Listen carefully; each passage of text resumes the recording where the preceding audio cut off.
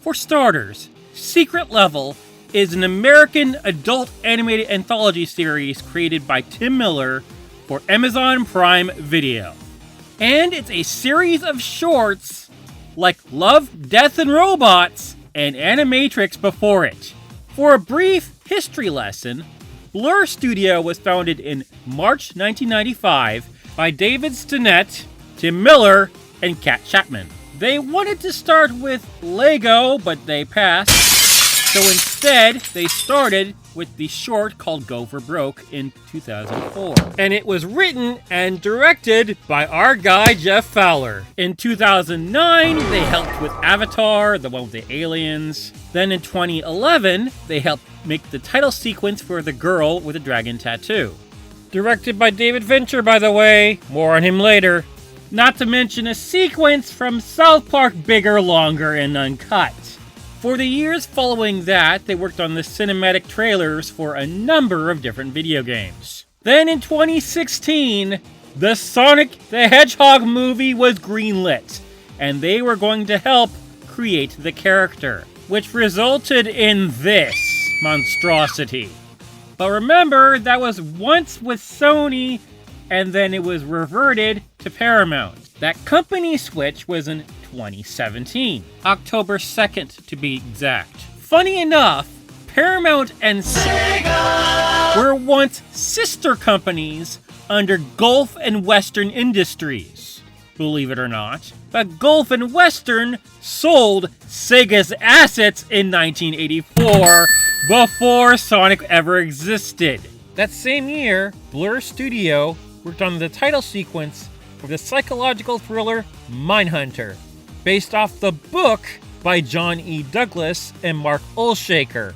And this Netflix series was produced and directed by David Fincher, the same guy behind Fight Club and The Social Network. Now back to the blue Blur. Principal photography of the film began in mid-September of 2018 and ended on October 16th, 2018. However, our boy Ben Schwartz, who was a big-time, long-time fan of the franchise, was not available during filming. Believe it or not, the reason why Ben Schwartz was cast for Sonic was because Tim Miller used his voice for the pitch for the movie itself. Fun fact, Sonic the Hedgehog was actually a collaboration of multiple effects companies. Those were Moving Picture Company, Marsda Animation Planet, Blur Studio, Trickster, and Digital Domain. As for what they used as a reference to put Sonic in the real world, they had Seth MacFarlane's Ted as an example. As for who you can blame for the awful original design, that would be Tim Miller. And he was the executive producer. The same genius who was behind Deadpool and Dark Fate. He said, and I quote, "It would be weird, and it would feel like he was running around nude if he was some sort of otter thing. It was always for us fur, and we never considered anything different. It's part of what integrates him into the real world and makes him a real creature." He wanted him to be a real creature. Hollywood, can we just stop with the realistic thing? It's really not working. Just stick to stylistic and likable. That works. That trailer dropped on April 30th, 2019, and everyone was angry. Oh, no. A few moments later. Oh my god, ew! Ew! Ew! Ew! Oh my god! Oh my god, it's so ugly! I'm not watching that trailer again. I saw it once. All these thoughts are based on me seeing it once because I will not be watching it a second time. Then, like a boss, Jeff Fowler came up on Twitter, posting on May 2nd of 2019, addressing the criticism, and said that Sonic would be redesigned. And redesigned he was, from the genius who worked on Sonic Mania, Tyson Hesse. But 2 months prior, Tim Miller was working on Love, Death, and Robots. Also done with Blur Studio. The first season debuted on March 15th, 2019, which in fact was a reimagining of a reboot of the film Heavy Metal. Tim Miller was the showrunner. He was also the producer along with Joshua Donen, David Fincher, and Jennifer Miller. And most of the stories were written by Philip Gillette.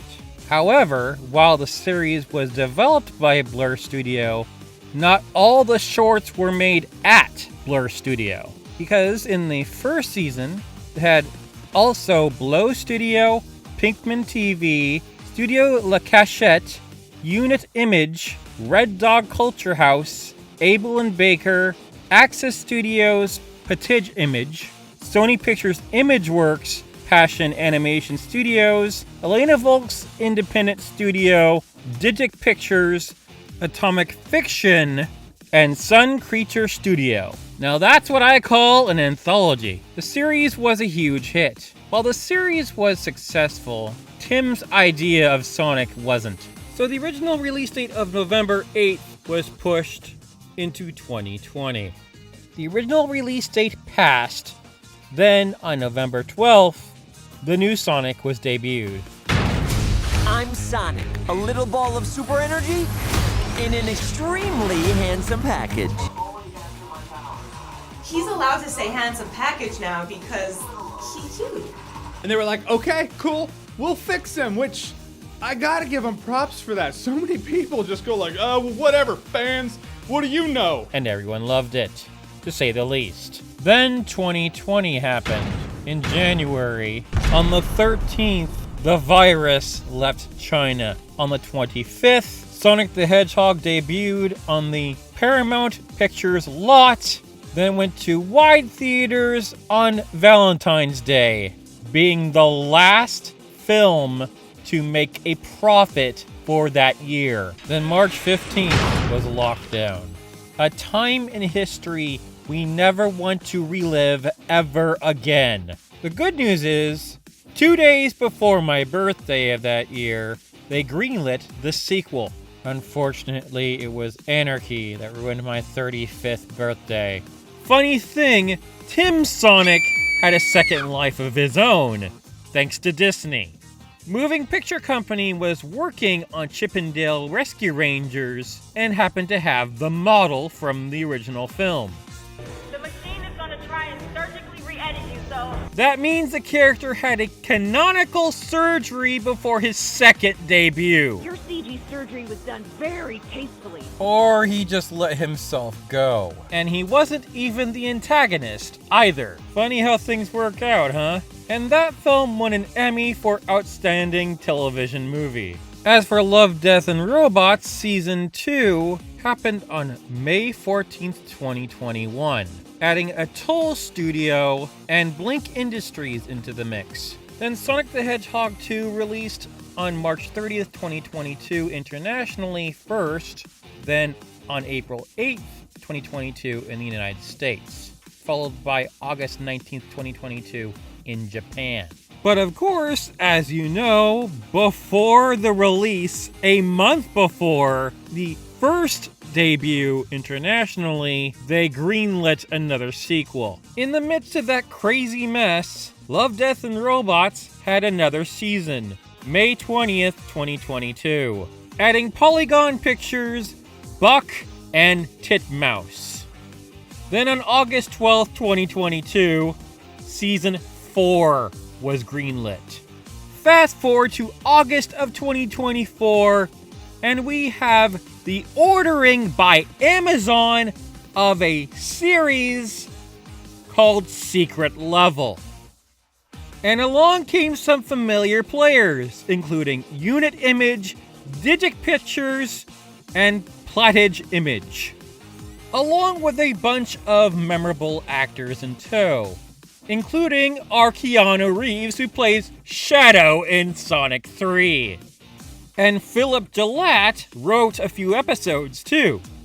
This is basically a video game version of Love, Death, and Robots, featuring a total of 15 15 individual game company properties.